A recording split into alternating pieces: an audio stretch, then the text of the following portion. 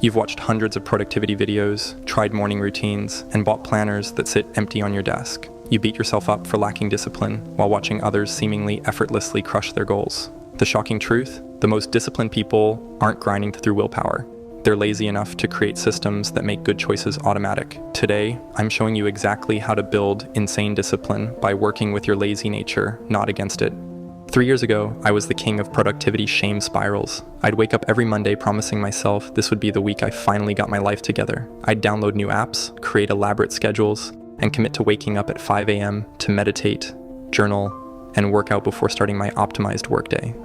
By Wednesday, I'd be back to scrolling my phone until midnight, hitting snooze 5 times, and eating cereal for dinner while binge-watching Netflix. The cycle would repeat every week, each failure making me more convinced I was fundamentally broken and lazy. What I didn't understand then was that I was fighting a battle I was designed to lose. Modern neuroscience reveals that willpower operates like a muscle. It gets depleted with use and needs time to recover. Studies by psychologist Roy Baumeister show that people who rely on willpower for self-control perform progressively worse throughout the day as their mental resources get drained. But here's what's really fascinating. Research from Stanford's Dr. B.J. Fogg demonstrates that the most consistently disciplined people don't actually use more willpower than everyone else. Instead, they've structured their lives to minimize the number of decisions requiring self-control in the first place. This explains why so many motivation strategies fail catastrophically for people who identify as lazy. We're not broken, we're just using the wrong approach. We're trying to outmuscle our brain's natural tendencies instead of working with them. The counterintuitive truth that changed everything for me. Lazy people actually have a massive advantage in building discipline because we're naturally motivated to find the easiest, most efficient way to get results. In just a moment, I'm going to share a 3-part system I used to go from chronic procrastinator to someone people call naturally disciplined. But first, we need to understand why your laziness is actually a superpower in disguise. Think about it. Lazy people hate unnecessary effort. We're allergic to friction and complexity. We want maximum results with minimum input. These aren't character flaws. They're exactly the qualities you need to design sustainable systems that don't depend on daily motivation. My friend, the people who struggle most with discipline are often the ones who think they need to become completely different people to succeed. They try to force themselves into rigid routines that work for someone else's personality, then blame themselves when it doesn't stick. What if instead of fighting your lazy tendencies, you could leverage them to build discipline that feels effortless? That's exactly what I'm about to show you. After years of failed attempts at traditional discipline, I accidentally discovered what actually works for people like us. I call it the L.A.Z.Y method, 4 principles that turn your natural tendencies into disciplinary superpowers. L stands for leverage. Instead of relying on willpower, you leverage external forces like environment design, social pressure, and identity shifts to make good choices easier than bad ones. A stands for automate. Rather than making the same decision repeatedly, you create systems that eliminate choice from as many areas as possible, preserving your mental energy for what matters. Z stands for zone design. Instead of fighting distractions, you deliberately create physical and digital environments that naturally guide you toward your desired behaviors. Y stands for yield to momentum. Rather than forcing consistency through discipline, you start so small that momentum builds naturally, then ride that wave instead of fighting it. Most people's approach to building discipline fails because it requires them to become someone they're not. Here's what it typically looks like. You decide you need more discipline, so you create an ambitious routine involving early mornings, intense workouts, strict diets, and hours of focused work. You rely on motivation and willpower to stick to this schedule, promising yourself you'll just push through the discomfort until it becomes habit. When you inevitably skip a day or break the routine, you interpret this as evidence that you lack discipline rather than recognizing that the system itself was unsustainable. You either quit entirely or double down with even more restrictive rules, creating a cycle of failure and self-blame. Let me tell you, I lived this pattern for years. I'd create elaborate productivity systems with color-coded calendars, detailed tracking spreadsheets, and rigid daily schedules.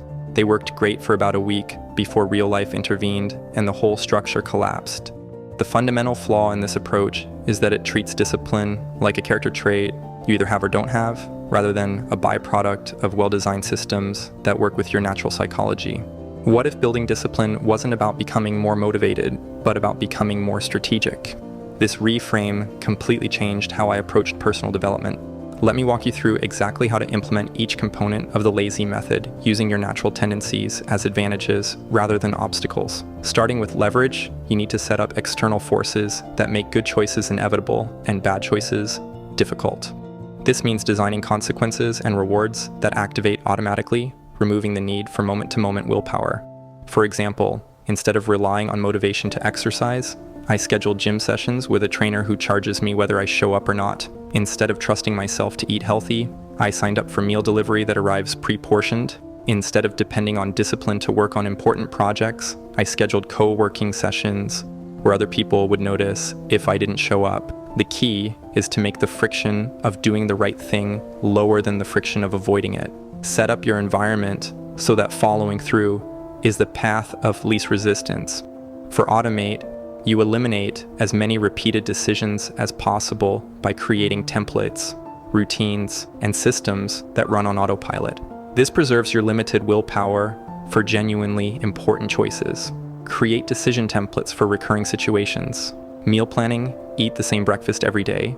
Rotate between 3 lunch options. Plan dinners on Sunday.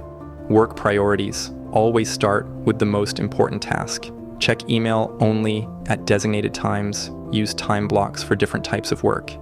Evening routine, set out clothes the night before, plug phone in outside bedroom, prepare tomorrow's priorities before finishing work. I automated everything from my morning routine, same breakfast, same workout playlist, same route to work, to my financial decisions, automatic investments, bill payments, savings transfers. This freed up mental energy for creative and strategic thinking. I'm curious about your relationship with routine versus spontaneity. Do you find that having some automated decisions actually gives you more freedom to be spontaneous in other areas? Or do systems feel restrictive to you? Your perspective might help others who are struggling with this balance between structure and flexibility. For zone design, you need to deliberately engineer your physical and digital environments to nudge you toward good choices without requiring conscious effort. Physical environment design. Keep healthy snacks at eye level and junk food in hard-to-reach places. Set up your workspace the night before so you can start immediately. Put your phone charger in another room to avoid mindless scrolling. Place books where you normally watch TV and hide the remote. Digital environment design. Use app timers and website blockers during focus time. Unsubscribe from everything that doesn't actively add value. Set up your computer to open work applications automatically. Use focus modes that only allow essential notifications. The goal is to make your environment do the thinking for you. When good choices are obvious and easy, while bad choices require extra steps, you'll naturally drift toward better behavior. So, I'm about to share the most important insight that transformed my entire approach to discipline, something that completely eliminated the need for motivation in my daily life. But before I do, let's address the final component that makes everything else sustainable. For yield to momentum, you need to start so ridiculously small that failure becomes almost impossible. Then gradually build on those micro successes rather than trying to force major changes through willpower. The key is what Stanford researcher B.J. Fogg calls tiny habits. Behaviors so small they require virtually no motivation to complete. Instead of work out for an hour, start with do 1 push-up. Instead of meditate for 20 minutes, start with take 3 deep breaths. Instead of write 1,000 words, start with write 1 sentence. Instead of clean the whole house, start with make the bed. Once you've completed your tiny habit consistently for a week, you can gradually expand it, but only if it feels easy. The moment expansion requires willpower, you scale back until momentum rebuilds. I started my writing habit with a commitment to write just 1 sentence per day. After 2 weeks of consistent success, I naturally wanted to write more, so I increased to 1 paragraph. 6 months later, I was writing 1,000 plus words daily, not through discipline, but through momentum that built gradually without force. I notice I want to do more today, but I'm going to stick to my minimum viable habit to maintain momentum. Tomorrow, I'll have another opportunity to exceed expectations. But today, I'm just focusing on the system, not the outcome.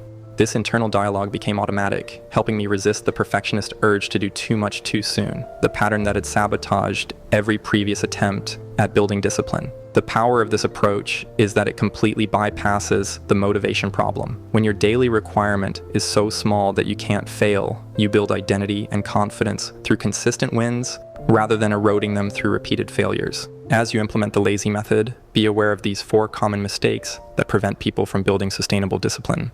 1. The motivation dependency trap.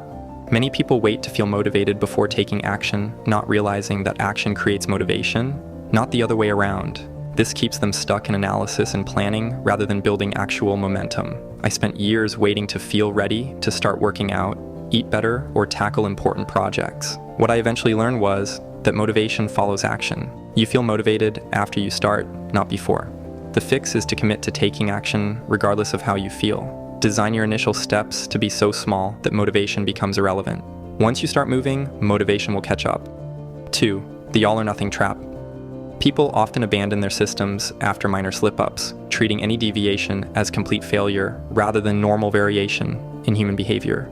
This perfectionist mindset prevents the gradual progress that actually builds discipline. I used to quit entire routines if I missed a single day, believing that consistency meant perfection. This binary thinking kept me stuck in restart cycles rather than building actual momentum. The solution is to plan for imperfection, build flexibility into your systems, and treat slip-ups as data points rather than failures. The goal is progress, not perfection. 3. The complexity trap. Many people create elaborate systems with multiple moving parts, thinking that more complex equals more effective. In reality, complexity increases friction and decreases sustainability, especially for people who naturally prefer simplicity. My early attempts at discipline involved detailed tracking sheets, complex reward systems, and multiple simultaneous habit changes. These systems worked briefly, but collapsed under their own complexity. The remedy is to start simple and add complexity only when necessary. One well-designed system that you actually use is infinitely better than a perfect system you abandon. The identity lag trap.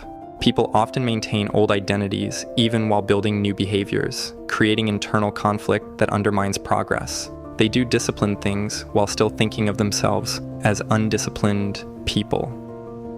Even as I built consistent habits, I continued calling myself lazy and procrastinating, which created cognitive dissonance that made maintaining new behaviors harder than necessary. The antidote is to update your self-concept as your behaviors change. Start saying, I'm someone who, instead of, I'm trying to. This identity shift reinforces your new behaviors and makes them feel more natural.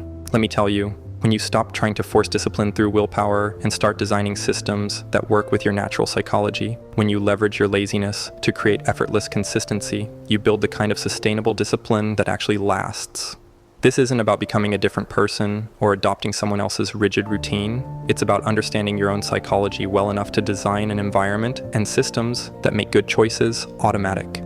As author James Clear writes, you do not rise to the level of your goals, you fall to the level of your systems. I challenge you to pick just one area of your life this week and apply one component of the lazy method. Maybe it's leveraging social pressure for a goal you've been avoiding, automating one recurring decision, redesigning one aspect of your environment, or starting one ridiculously small habit. Don't try to overhaul everything at once. Just make one strategic change and see how it feels.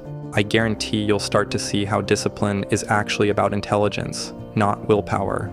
Remember, in a world that glorifies grinding and hustle, the smart move is to be strategically lazy, building systems so good that discipline becomes effortless, not optional. If you found this video helpful, this next video right here will take you even further. Your choice, your life. Start now.